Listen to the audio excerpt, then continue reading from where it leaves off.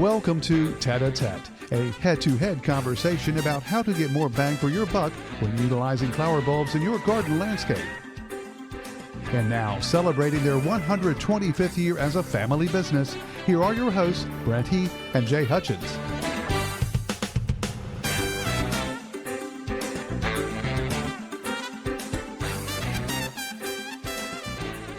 Well, hey, everybody. Welcome to another edition of Tete-a-Tete. Today's date is July 28th, 2025. We've got a great topic to talk about today, including 4 different Native American bulbs, plants, things. So let's bring the co-host up here, everybody. Welcome, Brent Heath. How are you? Well, I'm well, fine and dandy. I've had a great day. I was on radio this morning and did vacation Bible school and just got granddaughter and 3 friends working on shellcraft. That's awesome. Having a great day. That's great.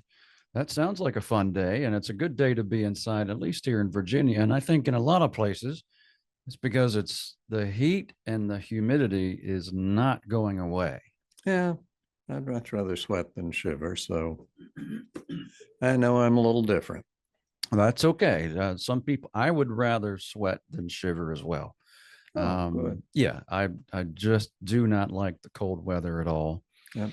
So I don't really mind this. Okay. So this is good, but we're having, we got a nice rain last night. We did about an inch. Yeah. And thank the Lord. Yes, we really needed it. We really did.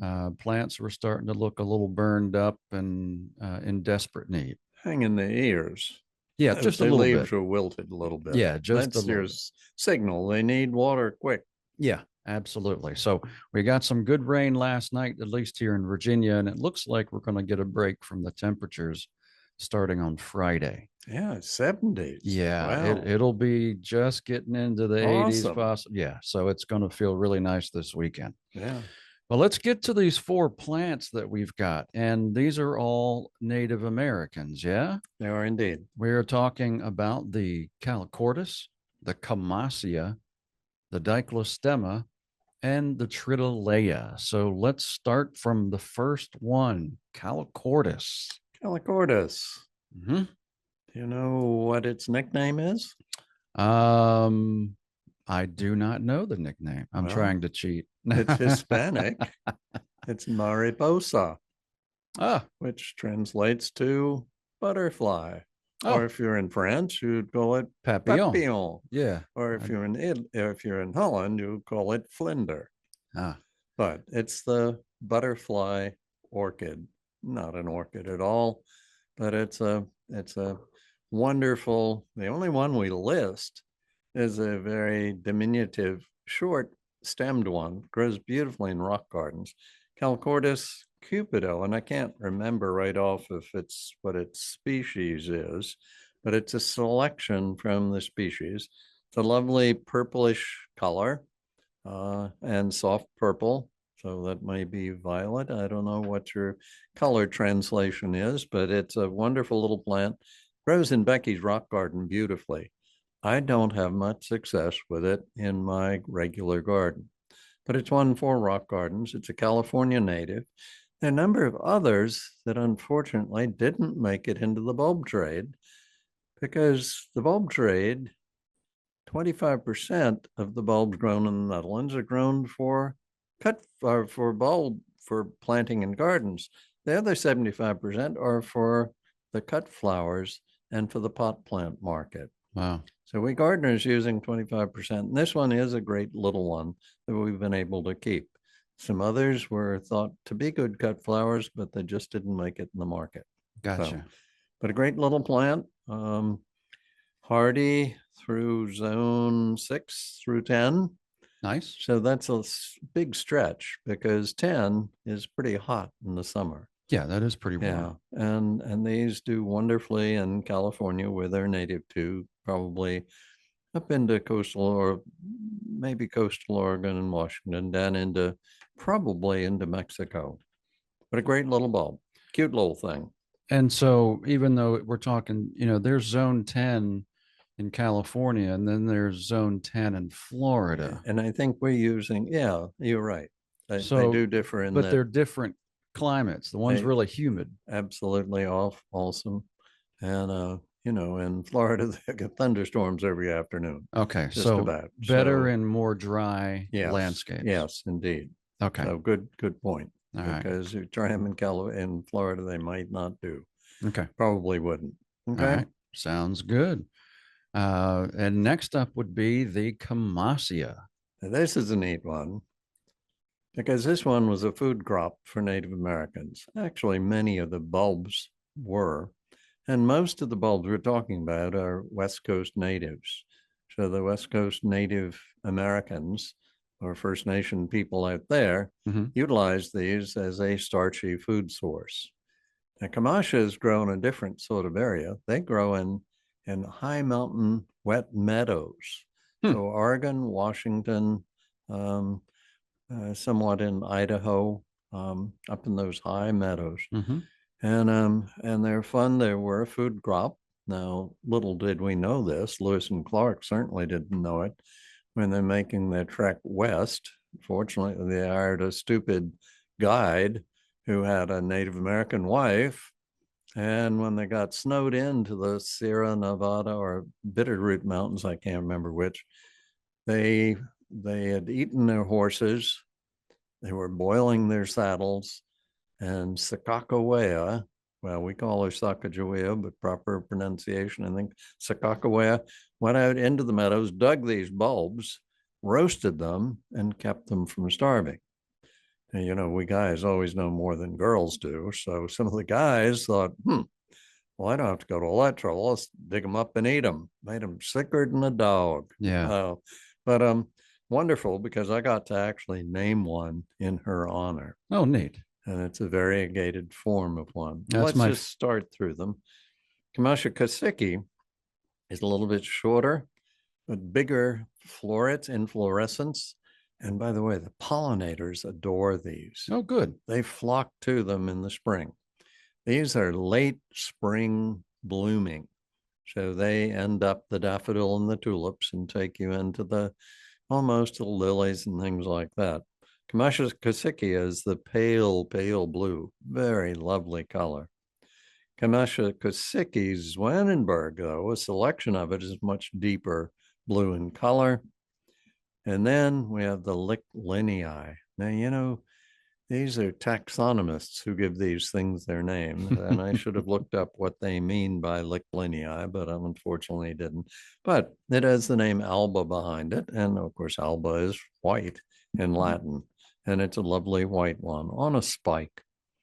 And then Lichtlinii bludanum is probably the one that's most utilized in the bulb trade, and it's wonderful. It's a great cut flower, by the way. And actually, you do cut these. They don't pull away from the bulb. You don't pick them. Their stems are too tough to be picked. You do need to cut them. And then Lichtlinii Sakakawea. I was going through a Kamasha field with a grower, and we're looking, and all of a sudden I see one with stripes on the foliage. And I say, boy, look at that. And he says, oh, you're not supposed to see that. That might be virus. And I said, well, just in case it's not virus, why don't you separate it and grow it and have it virus tested? And it was free of viruses. Nice. So he let me name it Sakakawea for the wonderful woman, boy, a really brilliant woman who kept Lewis and Clark on track and showed them so many of things from her native country. Anyhow, moving right along. Then there's a double flowering form of it.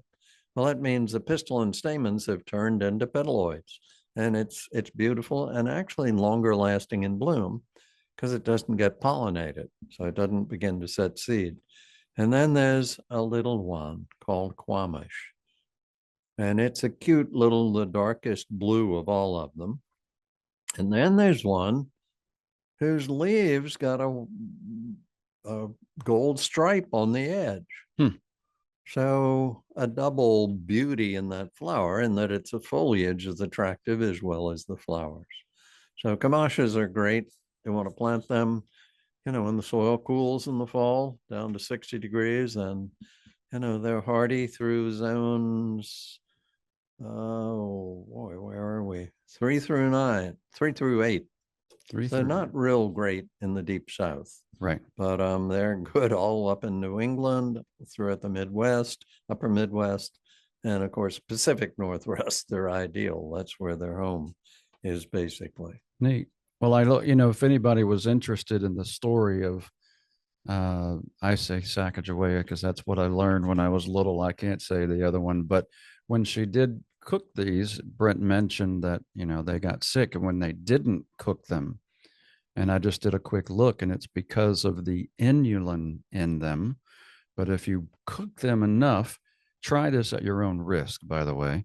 Ah. Yeah, just wanted to, yeah, we're not telling you to do it. If you want it, you can try it, but they say it tastes like sweet potatoes. Oh, neat. Now, Yeah. you didn't use these in your cooking class on No. bulbs because that was summer flowering bulbs Yeah. you were cooking. Yeah. Oh, Yeah. So yeah, not and these. I don't know. Maybe I'll feel brave one day. okay. Give Well, Kamasi like as a sweet try. potato, that'd be pretty Yeah, good. I think so. I think so Okay. as well. All right, another North American one, another one great for pollinators. It's the Diclostemma. Tell us a little Yeah, about that one. and they're so awesome. Another California native, but they bloom on a 2 or 3 foot stem that's really strong. And in the garden, they're blooming in May typically, Mm-hmm. and we get a little breeze and they dance on that 3 foot stem. They dance in the breeze. So Nice. they're awesome for that. And they again, pollinators love them.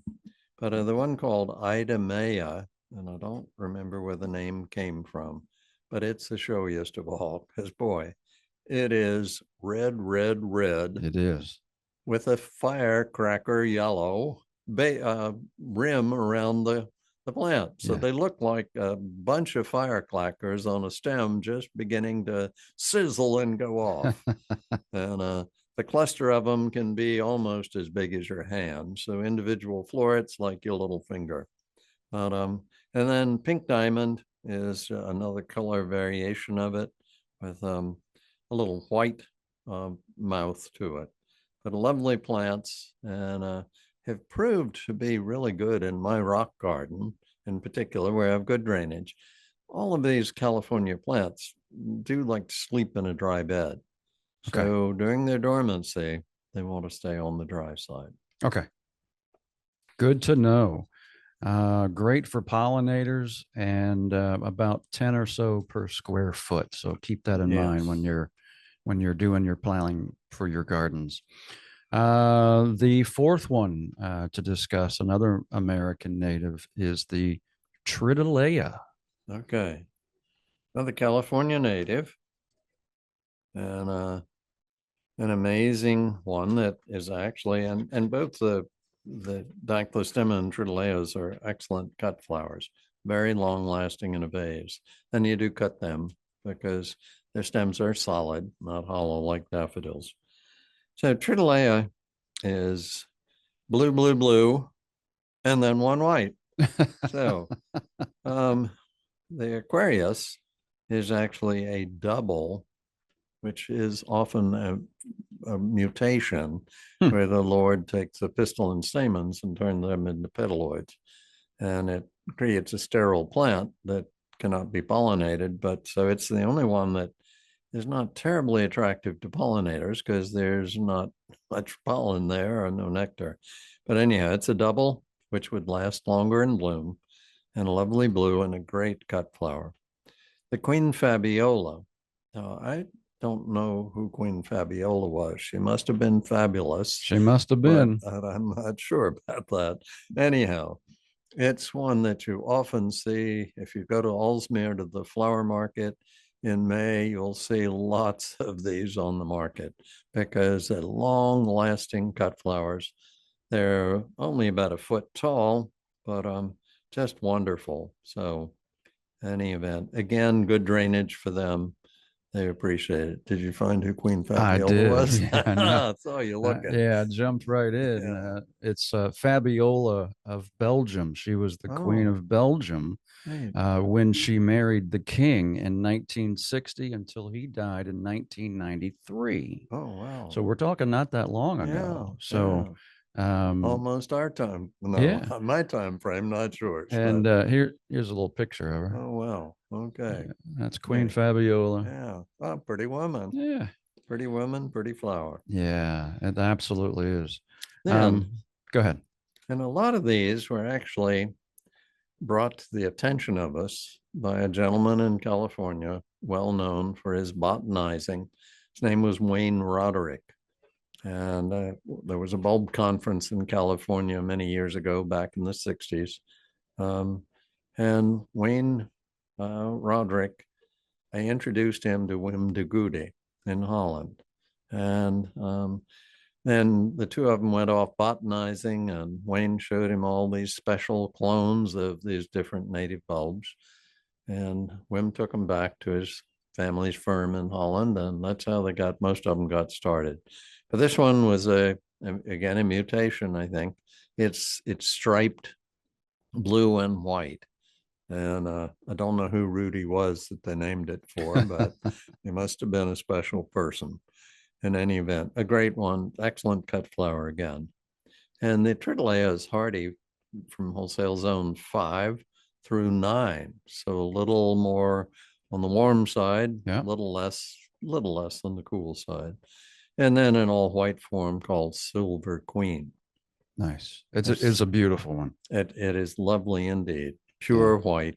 So the 4 that we discussed are all on sale, and you can see the sale alert when you go to our website. It's right on the homepage, and just click that and you'll see what's on sale this week.